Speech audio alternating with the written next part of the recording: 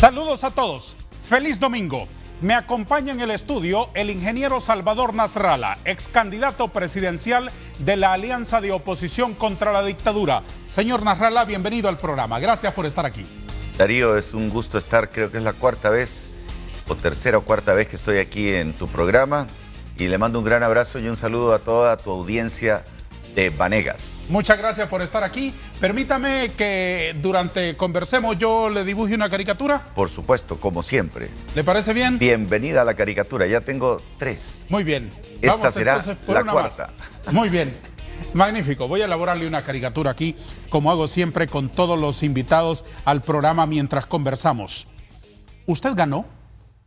Con toda seguridad. Y si no hubiera ganado, no andaría el 80% de la gente reclamando en las calles por mi triunfo. Deme un dato. ¿Con cuánto ganó? 500,000 de votos reales. ¿Cuántos votos sacó usted específicamente? Deme el número exacto. 2 millones de votos. ¿Así cerraditos? No, aproximadamente. Digamos. Más o menos 2 millones. 1.900.000, 2.100.000. 2 millones. Digamos si en el recuento, 1.900.000 aproximadamente. 1.900.000 votos. Sí. Ese dato, ¿usted de dónde lo saca? Bueno, es que hay 2 fraudes. El primero, que es sí, el... Luego me lo explica. Quiero salir del nudo del número. En la mesa... El número es la suma de las actas de los partidos Libre y PINU. No. Primero es el fraude que se hizo en la mesa, que es un fraude de aproximadamente 400,000 votos. Ah, bueno, pero eso nunca lo sabremos. Bueno, nunca sabremos cuántos. No, porque igual le digo un candidato a diputado o un candidato a alcalde, se lo digo por experiencia personal, siempre queda con la impresión, yo creo que hubo 3, 4 personas que votaron por mí y no se reflejó en el número final. Sí, pero estas 3 o 4 estamos hablando de 500,000. No, bueno, claro. Es que lo que pasa es que yo fui denunciando, aunque no se le dio la importancia debida, las irregularidades. No, y la gente de Estados Unidos a la que se le emitió identidades en Honduras. Para votar allá. No, para votar acá. Y utilizaron esas identidades que aparecen en los cuadernillos como que votaron y se fueron de Honduras hace mucho tiempo. De eso hay un fraude de 400,000 personas, que es avalado por los partidos pequeños que fueron presidente, secretario y escrutador en cada una de las mesas. Entonces, el problema es que ahí Juan Orlando Hernández pensaba que con esos 400,000 votos me ganaba, pero le gané ahí. Con los 400,000 de los ausentes, digamos. De los ausentes y los muertos, que al final los muertos también influyeron en ese resultado. Ahora, su sorpresa la noche del 26 de noviembre, cuando pretendía dar el resultado a las 7 de la noche, fue que no le alcanzó el fraude en las mesas. Y yo terminé ganando. El COEP, el Partido Liberal y la Alianza recibimos, no sé si lo sabías, el Partido Liberal también, el 71% a través de internet la misma noche del 26 de noviembre. Y en ese 71% yo tenía una ventaja de casi 120,000 votos. O sea, un 5% de los votos que se había recibido. Una diferencia enorme, y ahí es donde entran en pavor en Casa Presidencial el presidente Hernández, el 26 de noviembre a las 7 de la noche, y no hayan qué hacer. Y entonces dice, no dé el resultado. Y lo paran 8, 9, 10, 11, 12, y a la 1:40 por presión de la OEA. ¿A quién fue esa instrucción? ¿Perdón? ¿A quién fue esa instrucción? De acuerdo a Marco Ramiro Lobo. Al tribunal. Al tribunal, a ellos. Los llamó al presidente del tribunal, su correligionario David Matamoros, y le dijo, no des el resultado. Y entonces David no hallaba qué hacer. Porque, por muy nacionalista que sea él, tenía la presión de la OEA y de la Unión Europea, que le decían, oiga, pero si usted tenía que dar el resultado a las 7 de la noche, son las 12. Entonces a la 1:40, Marco Ramiro Lobo amenaza con dar un resultado. Y entonces decide David Matamoros dar el resultado, pero no dan el 71% que se había recibido, sino que solo dan el 57%. Y se ahorran ese 14%, del 57 al 71, para hacer el fraude, para consolidar más el fraude. Entonces, eso para mí es una demostración clarísima de que hubo un fraude, porque tú recuerdas, y has participado muchas veces en esto, de que siempre en Honduras, en las elecciones anteriores a las 7 de la noche, con mucho menos votos escrutados, dieron los resultados. ¿Por qué los detuvieron? Bueno, incluso en otras ocasiones antes de las 7. Bueno. 6, dependiendo a qué hora se cierre, ¿no? Si se cierra a las 4, por ejemplo, a las 6, ya hay más o menos. A las 6:30, por ejemplo, ya está claramente sí, una tendencia establecida. Responda, por favor, mi primera pregunta. Ese dato, quedémonos con 1.900.000. Sí. Ese dato, ¿lo tiene usted de la suma de las actas del Partido Libre y del PINU? No, porque las actas del Partido PINU... ¿Qué datos le dan? Lo que pasa es que ahí entra el fraude tecnológico. Las actas que se reciben en los diferentes servidores del ¿sí? Partido Liberal, del Partido Libre, ¿y de la empresa privada? Correcto. Esos servidores, esas actas vienen con un letrerito que dice arriba ATX, con una marquita que dice ATX. Pero después, cuando ya aparecen las actas que publica el tribunal y las que recibimos nosotros, curiosamente ya no aparece el letrerito que dice ATX. ¿Eso era un código de seguridad o qué? Cuando se transmitía desde los diferentes lugares, tenía que aparecer ATX y además se descubrió que había fraude en los píxeles, en la impresión de las actas. En cada acta, según desde donde se transmitiera, tenía un nivel de claridad de píxeles. Y resulta que las que reemplazó el tribunal el 27, 28 y 29 de noviembre tenían una claridad extrema, mostrando que no fueron transmitidas desde las mesas de votación, sino que fueron transmitidas desde algún lugar de Tegucigalpa muy cercano. Y eso está demostrado tecnológicamente, como también se demostró y se entregó al ente correspondiente muchas actas que en original tenían 2 originales. Lo cual... ¿Cómo así? Que había, por ejemplo, el acta número 306. Ajá. Del municipio tal, de la escuela tal. Claro. Esa acta existía en original dos veces. Sí. O sea que el Partido Nacional... ¿Con distintos resultados? Por supuesto. Una con el resultado real y otra con el resultado que alteró el Tribunal Electoral siguiendo instrucciones de Juan Orlando Hernández. ¿Quién hizo esas alteraciones? El Tribunal Electoral. El Tribunal Electoral. ¿De cuántas actas? Tiene que haber sido aproximadamente unas 5.000 actas. ¿En cuánto tiempo hicieron eso? Entre lunes, martes y miércoles. Y después todo el tiempo restante. Lo que pasa es que de las actas que se recibió a través de internet, tuvieron la astucia, las que se recibieron el 26, a partir de las 5 de la tarde, tuvieron la astucia de revolverlas con las que hacían falta. Y empezaron a meter actas originales nuevas con datos. Bueno, yo te pregunto, ¿mandaron a dormir a los técnicos la noche del 26 después de que dieron el cómputo? Eso no había pasado nunca. ¿Y por qué los mandaron a dormir? ¿Usted cómo sabe eso? Porque estábamos viviéndolos y yo no dormí esos días. No, digo, el trámite de revolver las actas reales con las otras. Lo pudimos comprobar. Chequeando los números de actas que recibimos nosotros en la sede de la Alianza de Oposición, ¿sí? Con los números de actas que no se recibieron y que después aparecieron mezclados y desapareció el letrerito que decía ATX. Acláreme unas cositas así para tener toda la película. Ustedes en el Partido Libre y en el Partido PINU recibieron el 100% de las actas. ¿Sus representantes en las mesas pudieron enviárselas? Fíjate que pasó algo con un 10 o 15% de las actas que no se habían recibido a través de internet, porque no existía la posibilidad de internet. Pero las enviaron después, físicamente. Cuando se recogieron esas actas, ya venían ya no eran originales. Pudimos comprobar tecnológicamente que no eran originales, lo cual significa que el Partido Nacional se desplazó a lugares remotos desde donde no hay internet, llevó dinero y suplantó las actas originales por nuevas actas a cambio de dinero tan apetecido por gente muy pobre que vive en esos lugares remotos.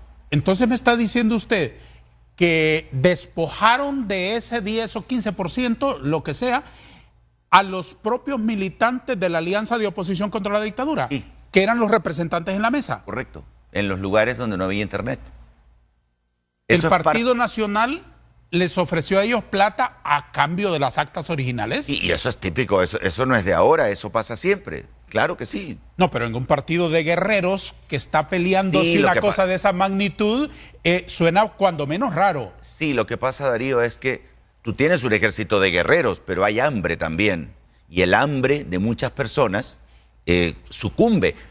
Yo recuerdo que en las elecciones anteriores me contaba la gente del Partido Libre que a ellos les compraron 3.000 representantes. Esta vez es menos la cantidad de gente, pero sí hubo compra. El problema es que el Partido Nacional cuenta con fondos prácticamente infinitos para poder comprar personas. Y las personas que tienen enfermedades y que tienen urgencias inmediatas de comida sucumben como sucumbieron muchos diputados durante el periodo que tú estuviste. Hubo para la elección de la Corte Suprema de Justicia unos bombazos, que te felicito porque entiendo que tú resististe al bombazo, pero hubo un bombazo de 44 millones de lempiras para el voto número 86 y hubo un diputado de tu partido que sucumbió. Hubo 4 diputados de mi antiguo partido anticorrupción que sucumbieron por aproximadamente $500,000 y como 7 u 8 del Partido Libre que sucumbieron también a unos bombazos de $750,000, aproximadamente 15, 20 millones de lempiras. Entonces, si las personas pudientes, que son las que integran en su mayoría ahora el Congreso, sucumben ante esos bombazos, dice un dicho que no hay general que aguante un bombazo de 20 millones de lempiras. Entonces, el problema que tenemos en Honduras es un problema de corrupción, la corrupción sistémica, y esa es la corrupción que yo quiero combatir, y para eso fue que me metí a política, con ese único objetivo. Muy bien.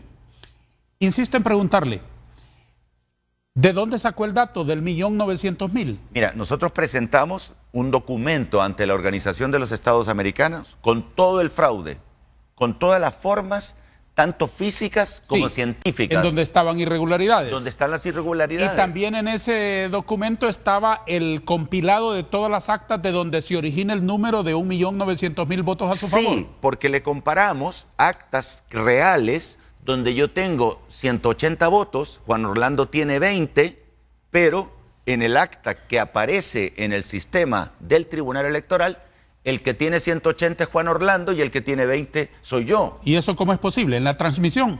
Lo que pasa es que se cambia, ellos cambiaron las actas, ellos hicieron un cambio de las actas y se puede suplantar. Y acreditar a uno los votos de otro. Correcto, te voy a contar, por ejemplo, que en el caso de los diputados de Cortés, tú saliste por Cortés. Sí. Bueno, tenemos y presentamos, incluso en la reclamación que se hizo ante el Tribunal Electoral, presentamos votos que eran para diputados del Partido Libre o del Partido Pinu, especialmente del Partido Pinu, en Cortés, sí, donde solamente salió Luis Redondo. Pero teníamos muchos más y se los pusieron a la Alianza Patriótica del general Vázquez Velázquez. Sí. Entonces, también hubo robo a nivel de diputados. Yo por eso, y reitero acá, cuando venga el diálogo, si acaso viene, yo reclamo para que se repita la elección para diputados, porque en la elección para diputados, tu Partido Liberal, porque tú quedaste electo, no va a sacar solamente 26 diputados, va a sacar 40. Y Libre no solamente va a sacar 30, va a sacar 50. Y el PINU no solamente va a sacar 4, va a sacar 20. Y el Partido Nacional va a sacar la realidad. Y la realidad es que diputados del Partido Nacional escasamente pueden ser 15 y tal vez hasta 20 diputados, pero no 61, que fueron puestos ahí con fraude. Invite al público a que nos acompañe después de la pausa, pero mencione también la caricatura, que es lo que hace único este espacio. Amigos, estamos en Vanegas, soy Salvador Nasralla, y los invito a que continúen con nosotros. Me está entrevistando el diputado Darío Vanegas, que además está elaborando una caricatura de mi rostro. Ya regresamos.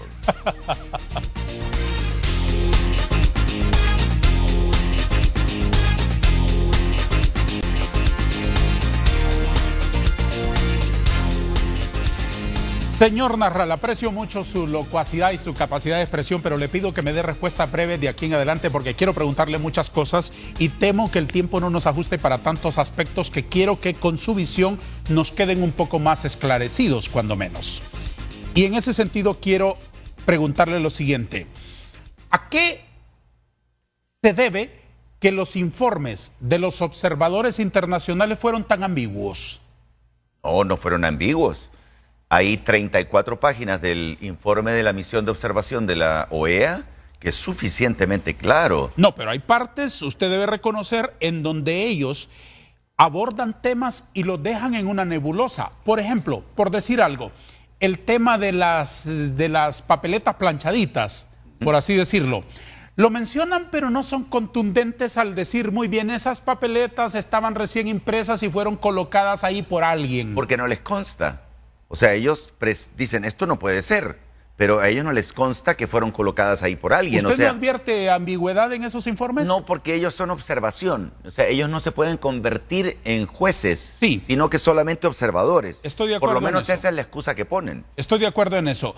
¿Cree usted que, hablando de ello, cree usted que ese papel para proteger nuestra democracia y fortalecer de algún modo nuestro sistema electoral se debería de replantear el papel de los observadores internacionales que el Estado invite? Yo pretendo, Darío, que nuestro país no necesite invitar a ellos. Eso es lo ideal. Yo pretendo que la Embajada de Estados Unidos no se tenga que meter en Honduras. Eso es lo ideal, por supuesto. O sea, yo pretendo que no tengamos que llamar a gente de afuera. Desgraciadamente tenemos una corrupción sistémica, ¿sí?, con unos 10.000 o 20.000 ladrones. Mientras no saquemos a esos 20.000 ladrones que están en este momento colocados en el gobierno, tendremos que seguir recurriendo a estas instancias internacionales. Después de la elección, ¿qué le dijo a usted la OEA en la persona del secretario general con quien usted tuvo un interloquio personal?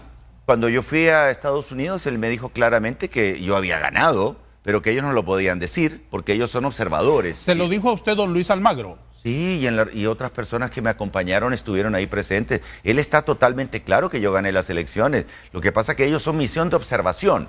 De acuerdo a lo que los técnicos vieron, por ejemplo, vinieron acá los técnicos de la OEA, es el único que tuvo técnicos.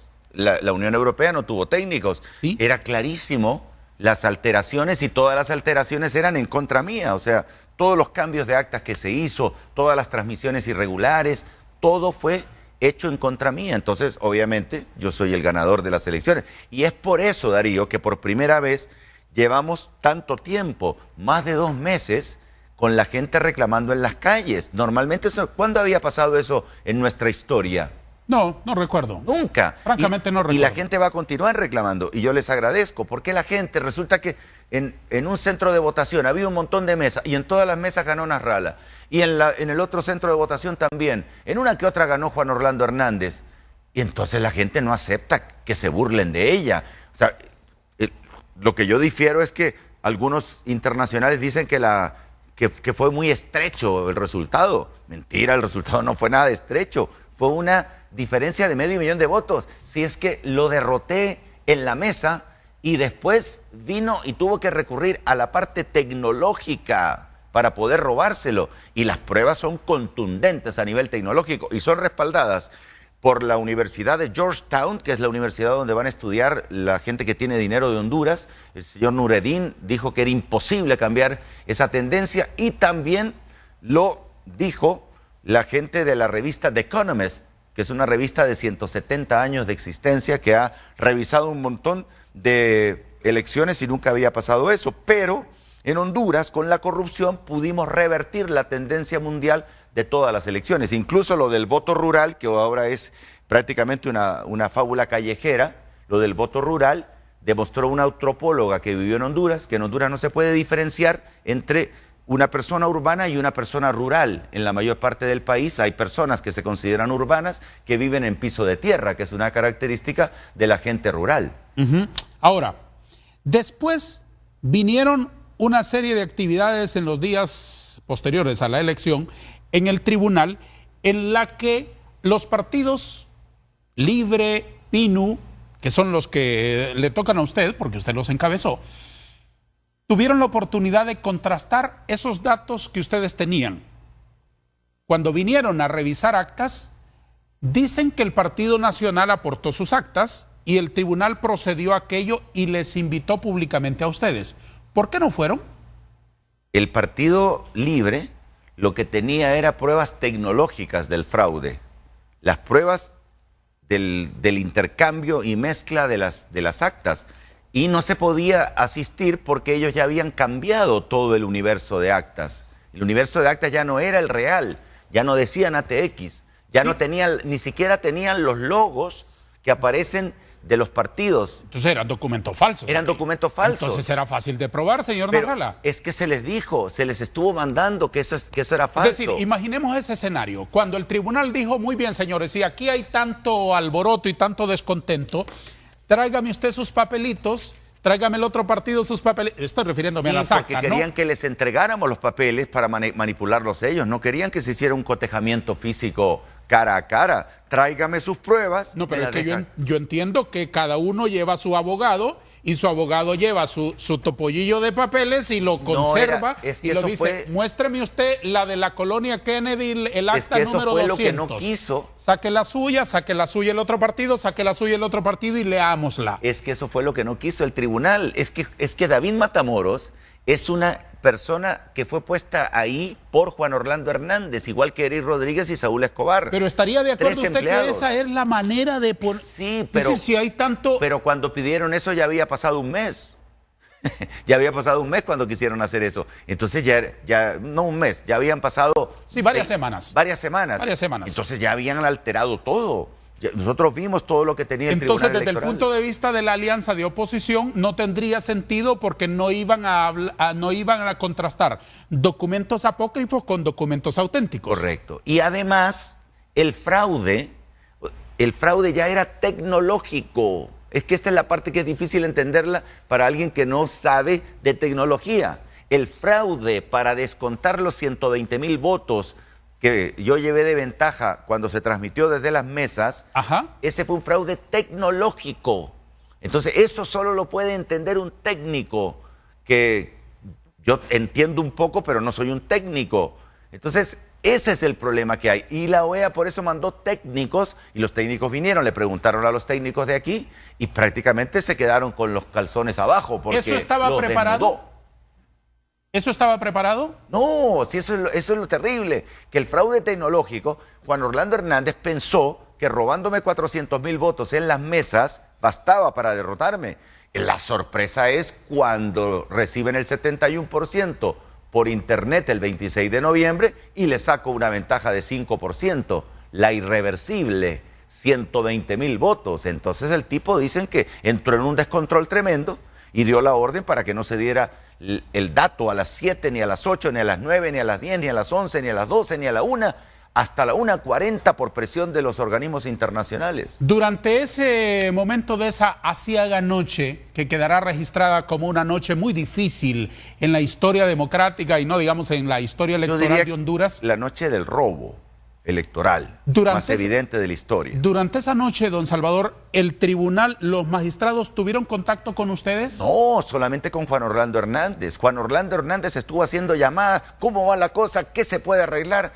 O sea, buscando soluciones para ver cómo se podía descontar los 120,000 votos de ventaja que yo le saqué en las mesas. Y cuando pasaban las horas y aquello no avanzaba en términos de aportarle datos al pueblo de Honduras, resultados venidos de todo el país, ustedes que tienen en la alianza de oposición, sobre todo en Libre, políticos experimentados que podían entender que los minutos valían oro, ¿no se acercaron al tribunal para gestionar resultados, para gestionar respuestas? Creo que Mel Zelaya se acercó al tribunal electoral. Yo no fui al tribunal electoral, creo que Mel fue como a las 12 de la noche. ¿Y qué respuesta tuvieron? Bueno, de que iban a tratar de dar el resultado, pero no tengo el detalle de la respuesta que tuvieron. No, digo en el sentido que por cómo se explicaba el vacío. Ah, que tenían problemas. ¿Qué problemas? El robo, la presión de Juan Orlando Hernández, jefe supremo de ellos. Pero eso no se lo iban a decir a usted. Tenían que haberle dicho problemas de sistema, problemas de transmisión. ¿Cuál fue el argumento del tribunal? Fíjate que en este momento no recuerdo cuál fue el argumento del tribunal, pero no existe argumento, porque el propio señor Vukanovich, ¿sí?, el señor Teddy, el peruano, de la transmisora, de la transmisión, ¿sí?, le declaró a un periodista de otro canal de televisión, le dijo, ya esto ya está oleado y sacramentado, el ganador es Nasrallah, no hay manera de darle vuelta. Eso le dijo como a las 9 de la noche. Pero desgraciadamente eso te muestra cómo invirtiendo como 100 millones de dólares en el sistema, de los cuales 15 millones de dólares se los pagaron a esa compañía del peruano, no se tuvo el resultado. O sea, había un fraude evidente, pero Este es un país donde hay temor. Ajá. Donde hay temor. El presidente tiene atemorizados a todo mundo porque los propios magistrados del Tribunal Electoral tienen una historia larga de corrupción. Recordemos que David Matamoros fue jefe de aduanas, ¿te acuerdas? En tiempos de Callejas. ¿Y qué pasó ahí? Y también fue tesorero de la FENAFUT. No sé lo que habrá pasado, pero digamos que cuando en esos lugares ellos no salieron tan limpios, hay cuestionamientos sobre ellos. O sea, el Tribunal Electoral está formado por Matamoros, que fue reelecto como presidente por Hernández a oscuras Te pregunto a ti, que eres diputado, el día 20 de enero del año 2014, ¿tú eras diputado todavía? ¿Cuando la hemorragia aquella? No, cuando eligieron al Tribunal Supremo Electoral, el día 20 de enero de 2014. Sí, que fue cuando la hemorragia, aprobación de leyes antes del término del término cuando el presidente Hernández era presidente del Congreso. Sí, porque si tú vas a la Gaceta, en la Gaceta dice que el 19 de enero de 2014 terminó la cuarta legislatura siendo presidente del Congreso Juan Hernández, ¿de acuerdo? Sí. Pues resulta que el 20, cuando no había Congreso, y tú no habías tomado posesión como diputado de la primera legislatura ¿Del nuevo periodo? Del nuevo periodo, ya con Hernández como presidente de la República y con Mauricio Oliva como presidente del Congreso, pues el 20 de enero, que no había Congreso, aparece en la Gaceta que fueron electos David Matamoros, Eric Rodríguez, compañero de kinder en Gracias de Juan Orlando Hernández, en representación de tu Partido Liberal, y Saúl Escobar. Entonces, es ilegal ese tribunal electoral. Nosotros reclamamos ante todos los entes locales sobre esa ilegalidad y nadie nos respondió, porque en Honduras no existe la institucionalidad. Señor Nasralla, cuando el tribunal tuvo problemas de transmisión, cuando tuvo problemas de apagón del sistema, ¿qué explicación le dieron a los partidos? Eso, que había apagón, puras mentiras. Pero el apagón ¿originado en qué? Que lo que quiero entender es que se les fue la luz, alguien les desconectó un cable. Que se les cayó el sistema. Sí. Que se les cayó el sistema. La más burda explicación de la historia y lo mismo que han justificado en otras oportunidades. O sea, un robo a mano armada. Son ladrones. Y los técnicos que trabajaron adentro, no sería malo, fíjate que un día, no se atreven, no los puedes traer aquí a hablar porque si los traes a hablar aquí, declaran, los matan, porque recordemos que estamos en una dictadura y han matado a más de 150 personas, ¿sabías? En estos días por la represión. A propósito, gente presa, ¿no? Gente presa por reclamar sus derechos. Fíjate que tengo yo un regidor del Pinu que tiene una imprenta y lo metieron preso suponiendo que él participó y él estaba en la imprenta. Se llama Javier Rubí. ¿Él participó en qué? En las manifestaciones pacíficas en Villanueva. O sea, unas injusticias tremendas. Y pobre gente, yo te lo digo, estamos en un país desamparado, donde la justicia no existe desde el momento que Juan Orlando Hernández, el 12 de diciembre de 2012, estando ahí como presidente del Congreso, ¿eras diputado tú? Tú eras diputado del 2012, ¿verdad? Sí, desde el 2010. O sea que este es tu tercer periodo. Entonces tú estabas cuando el 12 de diciembre de 2012, en horas de la madrugada, Juan Orlando Hernández quitó 4 magistrados de la Sala de lo Constitucional. Disculpa que haga un paréntesis. Platicaba el otro día con la hija de don Manuel Gamero, que es abogada. Y me dice, yo dejé la abogacía en 2009, cuando el golpe de Estado, porque en Honduras ser abogado, la única manera de triunfar es ser amigo del juez y darles dinero para que voten a favor del caso tuyo. Por ley, por lo que uno aprende en la Facultad de Derecho, fracasa todo abogado en Honduras. No creo que sea así en todos los casos. Pero creo que hay jueces honorables. Pero deben ser muy pocos, porque tienen que acomodarse. Y el que no se acomoda, no come. En Honduras la abogacía se convirtió en una profesión de mentiras, porque lo que vale son las influencias gubernamentales de corruptos que nos gobiernan. 1 minuto para la publicidad.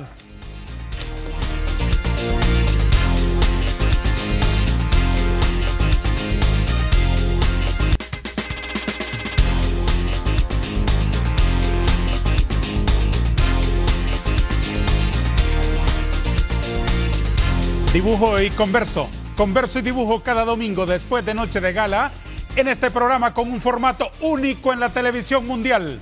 Gracias a Dios por eso. Estamos aquí después de Noche de Gala en Canal 5 y el domingo siguiente a las 8 de la madrugada a través de TSI. Gracias por acompañarnos. Hoy está aquí con nosotros en el foro el ex candidato presidencial del partido Innovación y Unidad y del partido Libertad y Refundación de la Alianza de Oposición, don Salvador Nasralla. También en honor de este buen hombre estoy elaborando aquí una caricatura con la cual honraremos su presencia en el estudio Rosario Sagastume de Ferrari, desde donde emitimos todos los domingos este programa. Gracias a ustedes por acompañarnos en cualquier lugar del país y por sus continuos reportes de teleaudiencia. Estoy elaborando la caricatura, voy bastante avanzado, señor Nasralla. Después, al final, usted podrá verla y darme su opinión. A ver qué le parece.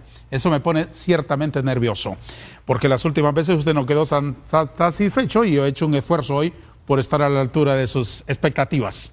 Lo veremos después. Oye, y es cierto que ahí esos diputados son corruptos, esos que te rodean ahí. Esos... Hablemos de ello. Hablemos de ello.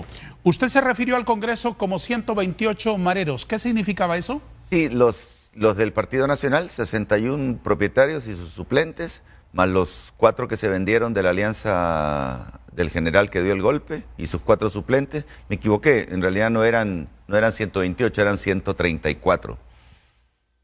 Son gente que llega ahí, fundamentalmente son corruptos, han estado bastantes periodos allí y hay suficientes pruebas, que por eso te preguntaba yo, ¿cómo es que esos diputados, ustedes los aceptan? O sea, ¿cómo es posible compartir? Porque yo las veces que estuve ahí, cuando me dejó entrar Juan Orlando Hernández, porque no había facilidad para mí ni como periodista ni como presidente del Partido Anticorrupción para entrar, pero ¿cómo es posible que esa gente siga ahí, hombre? Cuando yo los oigo hablar, se nota que no tienen ningún interés en el pueblo hondureño. Uno hasta dijo, hay un tal Francisco Rivera que dijo, ¡Ey! ¿Y es que acaso solo ellos pueden robar y nosotros no? Y le dice Dubón, cállate, hombre, cállate. ¿Te acordás de esa parte? O cuando sale Rivera diciéndole el 18 de enero, apúrate, cuando estaban leyendo el gol que metieron ahorita con el Código Penal... Lo de las disposiciones generales del presupuesto. Y cuando metieron en el presupuesto el asunto ese del robo, y aquel le dice, apúrate. Ahí está en las redes. Oíme, eso, sinceramente te digo, Darío, ¿tú reclamas eso? ¿Le reclamas? Por supuesto. ¿Les decís a ellos? Ustedes... Por supuesto. Están acelerando una cosa que no se aprueba así en minutillos. En el Congreso hay voces de distinto... ¿O no te dan la palabra? De distinto estilo. No, lo que ocurre es que en algunas ocasiones es más noticia y es más trascendente el barullo o lo colorido que cuando uno respetuosamente reclama algo. Ya. Hay muchas iniciativas buenas, nobles, patrióticas, muy bien inspiradas en el Congreso y no son noticia. O sea que el problema es el periodismo. No, el problema es la sociedad en general. O sea que la sociedad es la que necesita el periodismo amarillista que tú me dices que ocurre ahí. No. La sociedad en general que debe tener, creo yo, un mejor sentido de selección de sus representantes. Hay personas que están en el Congreso... la sociedad lo escoge bien, pero no salieron. Yo puse gente buena en el PINU, en el PAC. La vez pasada salieron, pero... La vez pasada fue porque les metí gol, pues ahora ya me tenían agarrado ahí para pasárselos a la alianza del general que dio el golpe. Hablando de ello, ¿el PAC es un capítulo cerrado en su vida? En mi vida personal sí, porque el presidente Hernández decidió dárselo a la diputada que está casado con uno de los cachiros, que es obviamente más cercana en ideología y todo a la ideología anticorrupción de Nasralla. ¿Y usted, después de esto, va a organizar una entidad política? No lo sé, sinceramente eso depende del pueblo, porque nosotros todavía vamos a seguir reclamando por el triunfo que tuve gracias al voto mayoritario de la gente. Entonces, mientras eso no se resuelva, yo no puedo decir qué es lo que voy a hacer, porque el pueblo va a llegar un momento que me va a decir, Nasralla, andate, o Nasralla, continúa con nuestra defensa, porque el pueblo se siente indefenso. ¿Usted está dispuesto a esos desafíos?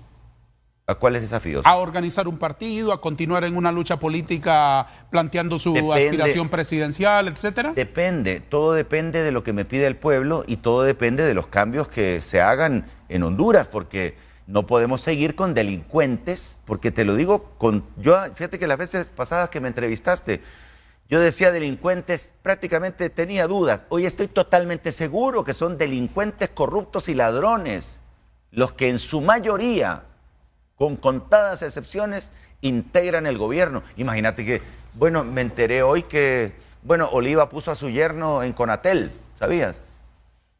Hay un diputado que salió electo y que es pariente de Hernández y que por ley no puede. La Constitución dice que las Fuerzas Armadas debieron intervenir y no intervinieron. Está descontenta toda la Fuerza Armada. Hay un montón de cosas en el país que están contra la ley y contra todo lo que tenga que ver con la buena fe de la gente. Señor Nasrallah, desde el gobierno, se lo planteo así porque no es una opinión mía, se lo planteo así.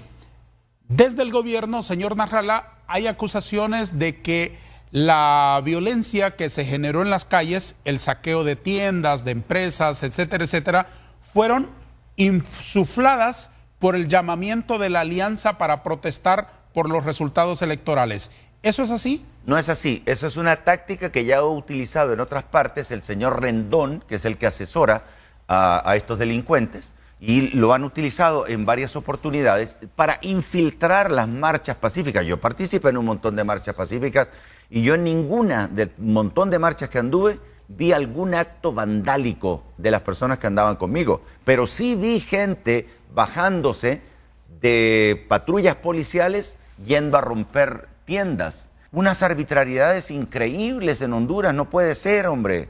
O sea, no podemos continuar en un estado de indefensión, se necesita independencia de poderes. Por eso en Estados Unidos el presidente de Honduras es cuestionado con su familia por el asunto de las drogas y no se mete el Departamento de Estado porque allá el Poder Ejecutivo y el Legislativo y el Judicial son independientes, en Honduras no.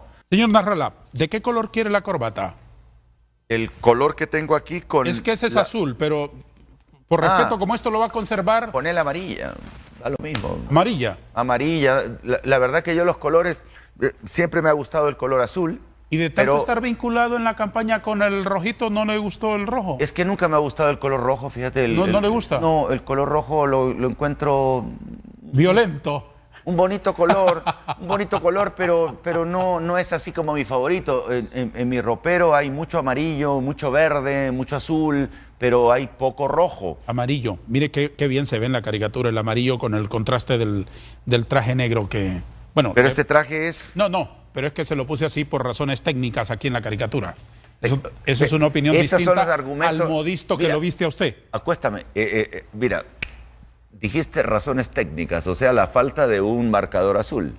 Ese tipo de argumentos son los que... No, solo como ejemplo. Ese tipo de argumentos son los que te ponen no me compare. En el Tribunal Electoral. No, pero no me compare. Esto razones no tiene que ver. Técnicas. Esto no tiene que ver con la seriedad de una elección presidencial. Es asociación. Bueno, sí, pero esto es una caricatura, hombre. Esto es un elogio artístico para usted, por su presencia en el programa. Tampoco no te habías reído, Darío. No. Faltaba tu sonrisa. Pero es que tampoco esto lo vamos a convertir en una controversia nacional.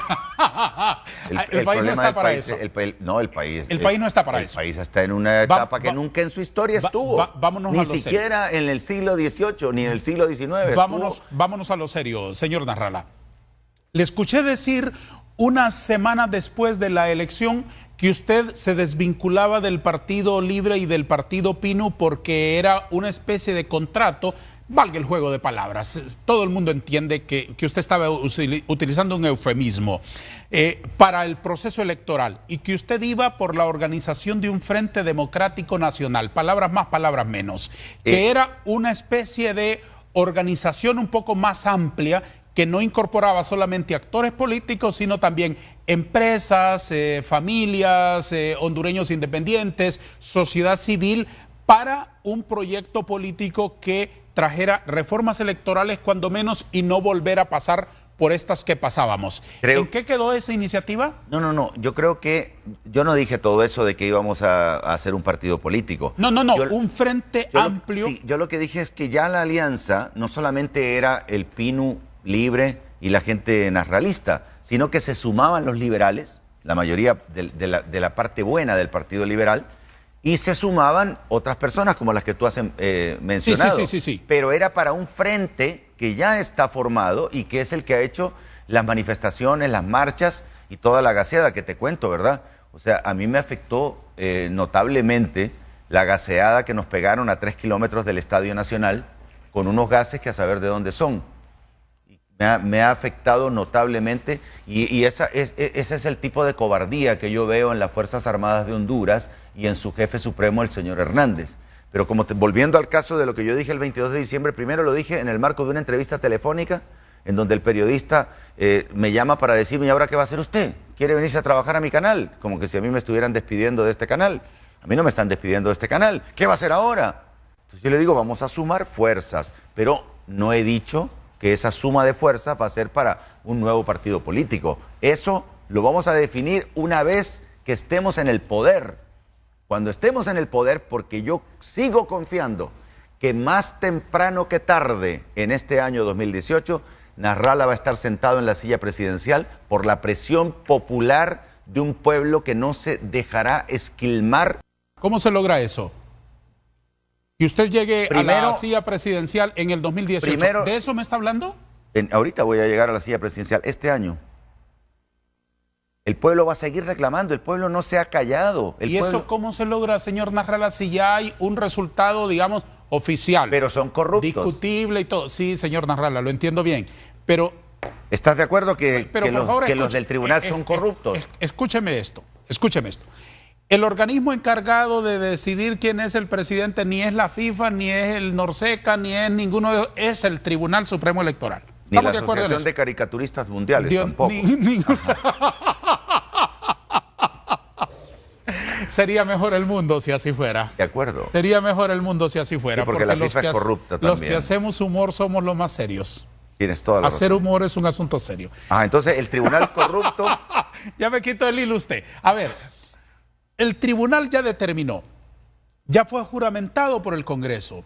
Ya hay Pero establecido... el Congreso, ya lo dijo la Maxi, hay 65 ladrones encabezados por el hombre que juramentó. Le dijo: ¿va a cumplir usted la Constitución? Le dijo lo mismo que el 2014. Voy a cumplir, y fue lo primero que violó. Sí, pero de hecho tenemos un gobierno en funciones. Poder ejecutivo, poder legislativo y poder judicial. De ladrones corruptos, en su mayoría, son ladrones. Entonces explíqueme cómo se va a revertir para que usted sea el presidente de Honduras en este año. Sinceramente no lo sé, pero viene un diálogo político sobre fraude electoral. Yo espero que eso lo podamos resolver pacíficamente en una mesa. Si no se puede, pues continuarán las manifestaciones de la gente, el boicot por aquí, el boicot por allá, la inversión internacional no va a venir al país, y cuando no viene la inversión... ¿Cuáles son sus expectativas respecto al diálogo? De que si el diálogo es sobre el fraude electoral, bienvenido. Nosotros lo resolvemos, participamos. Claro, ¿sobre qué condiciones aceptaría usted esa entrevista entre los participantes de la vida política del país de primer nivel? Si el tema es la política, el fraude electoral, porque lo que tiene a la gente reclamando e inconforme es el fraude electoral. Te pregunto, ¿estás de acuerdo o no? ¿Por qué está reclamando la gente? Por el fraude electoral. Por el resultado electoral, obviamente. Entonces, ¿de qué debe ser el diálogo? Sobre el resultado electoral. ¿Y por qué Juan Orlando sale con qué diálogo debe nacional? Ser sobre la crisis postelectoral. Correcto. Sobre eso debe ser el diálogo. Sí. Estamos de acuerdo en eso. De acuerdo. Y entonces, pero usted va sin condicionamientos previos. ¿De qué tipo? Solamente que sea electoral y que se le ponga un plazo, porque yo no me voy a ir a un diálogo que va a durar 4 años para que siga robándose el país este grupo de corruptos. ¿De acuerdo? O sea, es un diálogo que tiene que tener fecha, y además ustedes, tú que estás en el Congreso, tienen que aprobar un decreto que mande Juan Orlando Hernández, donde diga que la decisión del mediador es vinculante, se convierte en ley en ese mismo momento, y no esperar a que el Congreso la apruebe después de que se vaya el mediador. Pero la decisión en cualquier caso no es del mediador, sino que la decisión tiene que ser consensuada por las partes. Correcto. Porque el mediador no puede llegar a imponerles nada a nadie. Ni al partido del gobierno, ni a los partidos de la oposición. Sí, de acuerdo, está bien. Estamos de acuerdo. Tenemos que hacer una pausa, la última del programa, después las últimas inquietudes y los detalles de esta caricatura. ¿Le parece? Totalmente de acuerdo. Anuncios y promociones. Vamos a la pausa aquí con Nasrallah.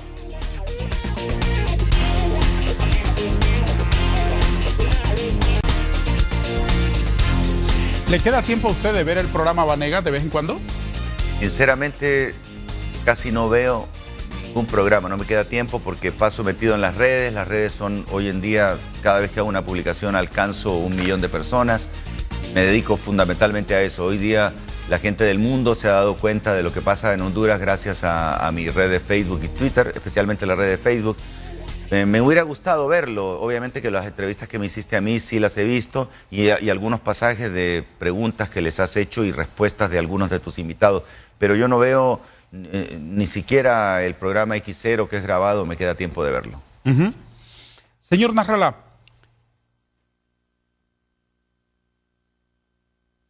¿qué aprendió usted de la campaña que no sabía antes y que lo sorprendió especialmente? Que usted dijo, wow, hasta aquí no había llegado mi imaginación.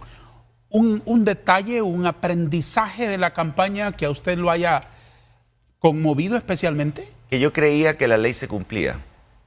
Yo creía que las reglas de la ley valían, que los militares cumplían la ley, su ley constitutiva, que cumplían con lo que dice la Constitución, que los entes judiciales hacían su papel en forma imparcial y no llamando a Juan Orlando para decirle, mire, aquí hay un amparo presentado por Nasrallah, no le dé curso. Yo aprendí que en Honduras el gran problema que hay es que la corrupción tiene corroído absolutamente todo y por lo tanto hay que como partir de nuevo. Entonces, deberíamos ir a un plebiscito en este momento para resolver el país. Plebiscito o referéndum revocatorio, no sé cuál es el... Y de acuerdo a eso, ir a nuevas elecciones o a una Asamblea Nacional Constituyente en la cual no puede participar ninguna persona que está en el ámbito político actualmente. Y dentro de eso me incluyo yo. O sea, que no pueda participar Nasrallah, que no participe Juan Orlando Hernández, que no participe ninguno de esta gran cantidad de personas que están en política en Honduras y que son en realidad corruptos, en su mayoría. Uno de los planteamientos que ustedes lleven al diálogo será lo de la instalación de una Asamblea Nacional Constituyente. El diálogo no es sobre eso, el diálogo es sobre el fraude electoral. No, sí, por supuesto, pero habrá formas de abordar asuntos que se deriven de la crisis con este propósito. Escúcheme, sí, con el propósito de evitar que los asuntos se repitan. Por ejemplo, un asunto que Honduras tiene pendiente de conversar es el asunto, por ejemplo, del modelo de gobierno en términos de la duración del mandato, en términos de la reelección. ¿Estamos de acuerdo? ¿No estamos de acuerdo? ¿Qué opinamos? ¿Qué decimos? ¿La discutimos o no la discutimos nunca? ¿La aprobamos y la ponemos en vigencia dentro de 15.000 años? Lo que sea. Digamos, esos temas que son temas inherentes a una asamblea constituyente, ¿los llevarán ustedes al diálogo? No. El diálogo es para resolver el fraude electoral. Una vez que se resuelve el fraude electoral, se puede tener como conclusión que después de la decisión sobre el fraude, para que el mediador, conversando con ambas partes, diga si hubo o no hubo fraude de acuerdo a lo que le escuchó a cada uno y con los datos que tiene, ¿sí? De ahí se puede recomendar ir a nuevas elecciones o ir a una Asamblea Nacional Constituyente. Y para eso hay que preguntárselo al pueblo. Pueblo, ¿qué quiere usted? ¿Que continúe Juan Orlando Hernández o que vayamos a nuevas elecciones para presidente o que vayamos a una Asamblea Nacional Constituyente? ¿Cuál sería la respuesta suya, su opinión personal respecto a esa dicotomía? ¿Cómo resolver el problema en lo inmediato? Nuevas elecciones. Nuevas elecciones. Yo me someto a nuevas elecciones y estoy absolutamente seguro que las vuelvo a ganar. Y yo he ganado, Darío, yo gané las del 2013, nunca te pude demostrar que las gané porque yo no tenía cómo demostrarlo. Ahora, tecnológicamente, yo personalmente le llevé al Departamento de Estado de los Estados Unidos el 18 de diciembre las pruebas en físico y en tecnológico. Y también las del 2013 no las ganó doña Xiomara Castro. No, las gané yo las gané. Pero ella también dice lo mismo. Sí, porque ella tenía estructura y lo puede demostrar. Pero a mí me consta, porque hasta platicándolo con el propio Juan Orlando Hernández, él me lo aceptó. Y los ricos de Honduras también lo aceptaron. El que ganó fui yo. Porque en Honduras al presidente no lo pone el pueblo. En Honduras lo decide el que manda. Y el que manda aquí es el dinero. ¿Hasta dónde va a llegar todo esto, señor Nasrallah? Hasta donde el pueblo quiera. Hasta donde el pueblo siga agachando la nuca. Le escuché a usted una frase que... Mire, se lo digo en buena onda.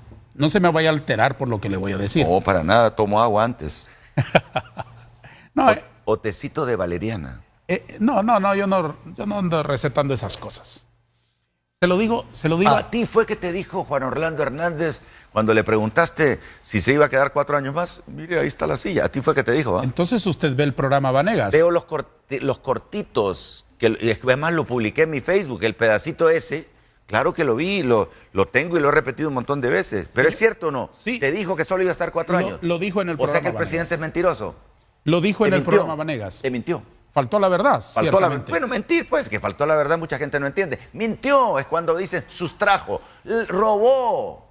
Señor sustrajo, y si la gente no entiende lo que quiere decir. Señor Nasrallah, quiero preguntarle esto.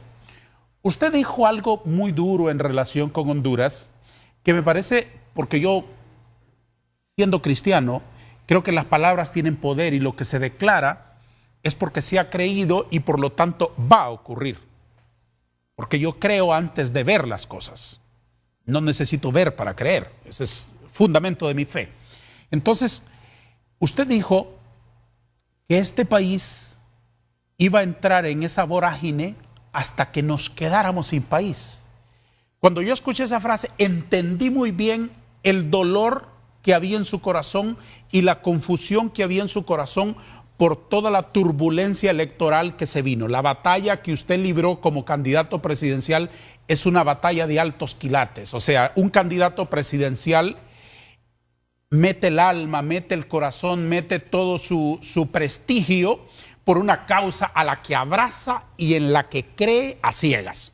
Pero cuando usted dijo que eso que venía para Honduras era una especie de desastre, ¿a qué se estaba refiriendo exactamente? Bueno, si has ido al sur, ahí por la isla Exposición. Eso está vendido, ya están construyendo, eso ya no es de Honduras. ¿Tú sabes lo que son las ciudades modelo? Las ciudades modelo van a generar trabajo para construir la ciudad modelo y por eso los constructores están contentos. ¿Sabe usted cómo fue mi voto en relación con ese tema? En contra, me imagino. Por supuesto. Espero, ok. Por supuesto. Esa venta... Así fue. Okay. Único voto, señor Nasrallah. De todos los 128. En contra de las ciudades modelo. Creo que fueron 2 votos. No tengo ahora preciso el dato de otro. Pues esa vorágine en el que vamos a perder el país es la que vamos a entrar. Porque tienen endeudado, los bonos soberanos están en contra, están por la soberanía. Hay una manera de revertir eso porque es una tragedia. Y no podemos perder el país suyo, el país de su hija y el país de mis hijos. Correcto, y el momento es hoy. Si este tipo se queda estos 4 años, va a vender el país entero. Ya tiene vendido Exposición, tiene vendidas las zonas por allá por donde está el río Plátano, tiene vendido en Comayagua, tiene vendido el país. Esa fue la expresión que tú entendiste de que se perdió el país. Lo vamos a perder. Si este señor sigue en el gobierno, vamos a perder el país. Los bonos son soberanos contra la soberanía nacional. Acepto su explicación, señor Nasrallah. Voy a entregarle una caricatura. He estado elaborándola aquí mientras le escuchaba, con unos dedos en el lápiz y con otros cruzados. Lo cual es un gran mérito. Único en el mundo. Único en el mundo. La coloco en sus manos, esperando a ver su opinión. A ver qué le parece. Bastante mejor que las anteriores. No, sí es cierto, sí, te felicito. Esta está mucho mejor que las anteriores. Creo que estás ya, porque creo que en las anteriores los ojos eran muy redondos. Ajá. Y aquí ya está un poco más... yo ayudé también en el modelaje, ¿verdad? Cuando estábamos platicando.